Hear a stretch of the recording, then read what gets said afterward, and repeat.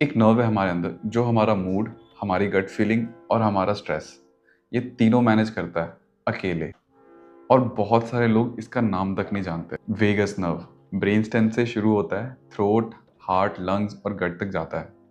और fun fact, इसका 80% fibre sensory होता है। का मतलब सिग्नल हमेशा बॉडी से ब्रेन तक जाते हैं, ब्रेन से बॉडी तक नहीं।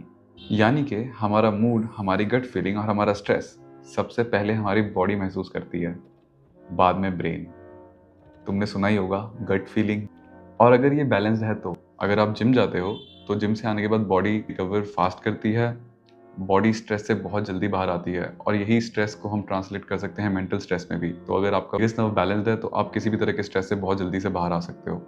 डाइजेशन स्मूथ रहती है, गट सेटल रहता है, माइंड क्लियर रहता है। और मेडिटेशन, जो लोग वेगस नर्व को नेचुरली बैलेंस रखते हैं उनके लिए मेडिटेशन शुरुआत में ईजियर होता है, क्योंकि उनका नर्वस सिस्टम जानता है कि कैसे सेटल होना है।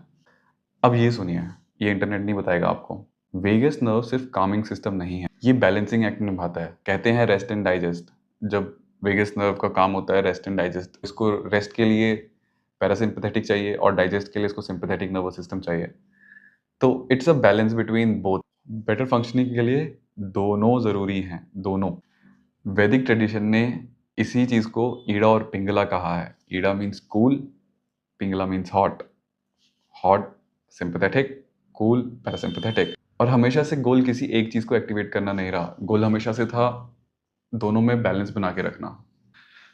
आज रात सोने से पहले एक चीज़ करो, जितना इनहेल करोगे उससे लंबा एक्सहेल करना, और इसे करना लगभग 5 मिनट तक। ये एक न्यूरोलॉजिकल सिग्नल है, ये ब्रेन को सिग्नल करे मैं सेफ हूँ, मैं काम हूँ। और ये एक्टिवेट करेगा पैरासिम्पैथेटिक नर्वस सिस्टम को, जो ज़रूरी होता है बॉडी को कूल डाउन करने के लिए और नींद को लाने के लिए। तो आपको सोने में मदद मिलेगी।